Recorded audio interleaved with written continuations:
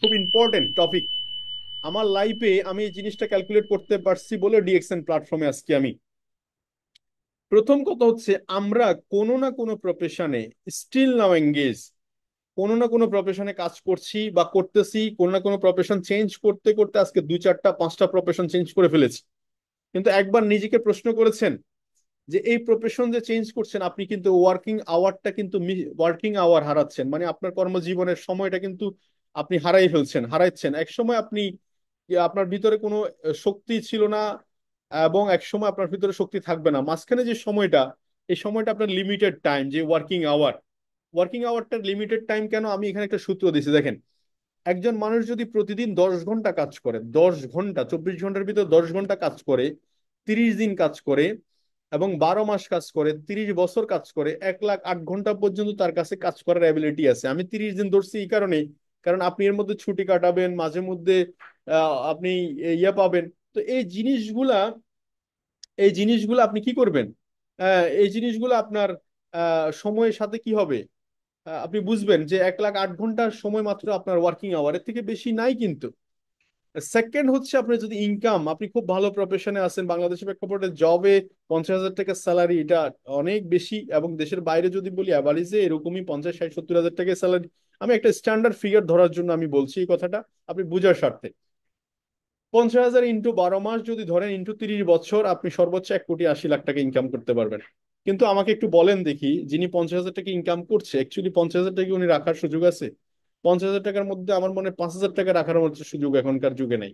এখন 2024 সালে বরং একটা ফ্যামিলি চলতে অনেক টাকার প্রয়োজন হয়, যেখানে 50,000 টাকার তো থাকারই কোনো কথা না। ধরে নিলাম আপনি 30 বছর 1,80,00,000 টাকা ইনকাম করছেন। এখন আপনার প্রশ্ন, এই 1,80,00,000 টাকার মধ্যে আপনি এবার কি করবেন? বাড়ি বানাবেন, একটা গাড়ি কিনবেন, না আপনি আপনার সোসাইটি কন্ট্রিবিউট করবেন, না আপনি দান খয়রাত করবেন, না আপনি লাক্সারিয়াস ভাবে চলবেন? এই হচ্ছে একটা মানুষের ওয়ার্কিং আওয়ার, যারা জব সেক্টরে আছে কিংবা কোনো না কোনো প্রফেশনে কাজ করছে, আপনি আপনার সাথে মিলাই নেবেন। আমি জাস্ট একটা আপনাকে চিন্তার করার খোরাক দিলাম, চিন্তা করার খোরাক দিলাম। বাট আমরা যখন টাইম এবং এনার্জি মাল্টিপ্লাই এর দিকে আসি, দেখেন এই কথাটা বলার পিছনে কারণ হচ্ছে, আমি কিছুদিন আগে একটা মানুষ একটা কোম্পানির ভালো পজিশনে উনি হোল্ড করছে, 50,000 টাকা স্যালারি পায়। তো আমি ওনাকে জিজ্ঞেস করলাম আপনি কত বছর এই প্ল্যাটফর্মে? উনি বললো যে আমি 7 বছর। তো আমি বললাম যে হ্যাঁ, আমিও 7 বছর ডিএক্সএনে, এই যে সামনের জুলাইয়ের 18 তারিখে আমার 7 বছর পূর্ণ হবে। তো ঠিক আছে, ওকে, কিন্তু মজার ব্যাপার হচ্ছে যে আপনি প্রতি মাসে 50,000 টাকা দিয়ে আপনি সেখানে জব সেক্টর শুরু করেছেন, কিন্তু আমি ডিএক্সএনে শুরু করেছিলাম মাত্র 137 টাকা ইনকাম দিয়ে।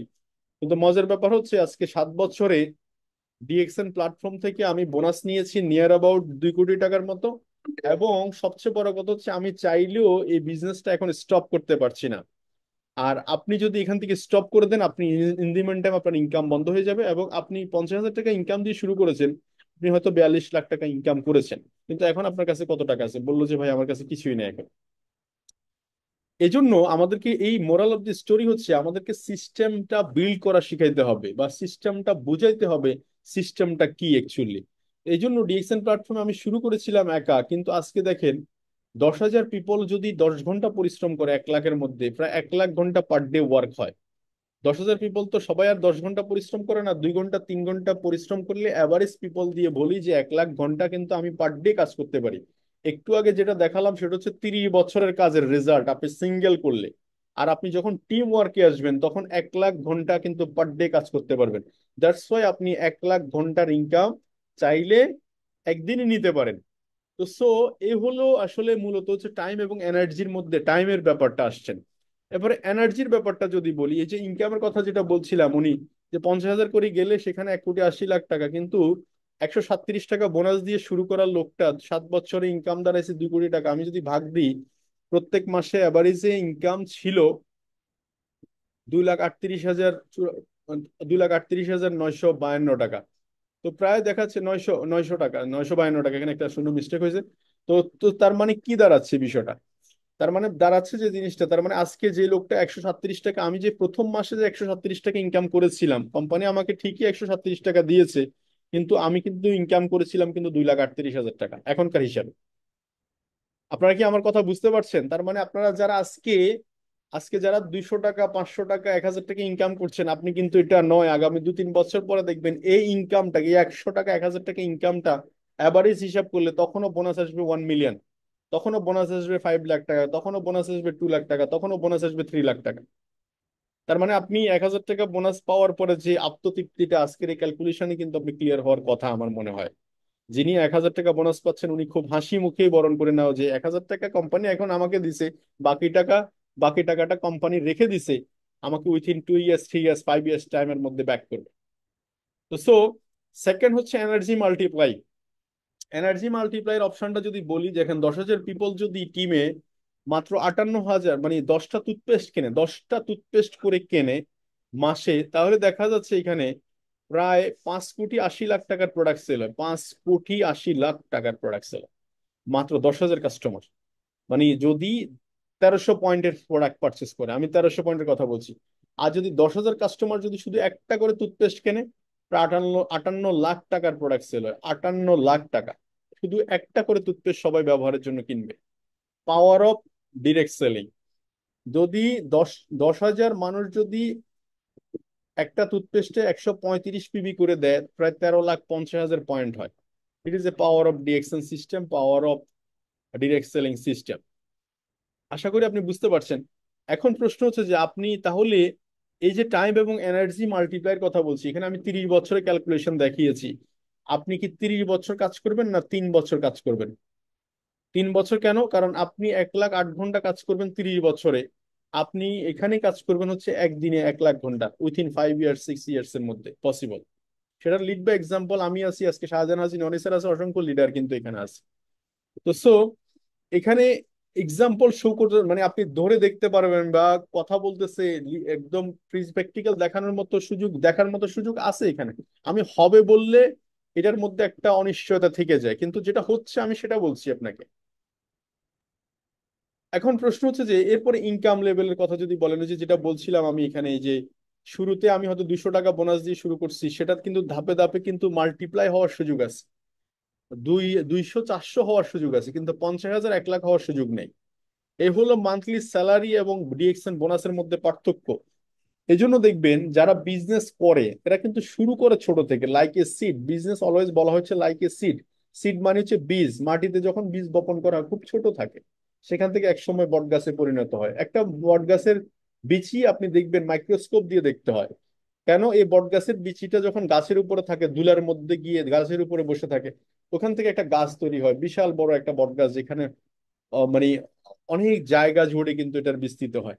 তো ছোট একটা বীজ যদি এত বড় গাছে পরিণত করতে পারে, ওয়াই নট ছোট একটা ডিসিশন বা ছোট একটা প্রোডাক্ট আপনার লাইফে বড় একটা চেঞ্জিং আসবে না? বা মানে আসবে না কেন? এটা আপনার কাছে আমার প্রশ্ন। তো 200 টাকা, 400 টাকা করার সুযোগ আছে, 800, 1,600 করার সুযোগ আছে, 2 লাখ, 4 লাখ করার সুযোগ আছে, কিন্তু এখানে সেটা অপশনটা নেই।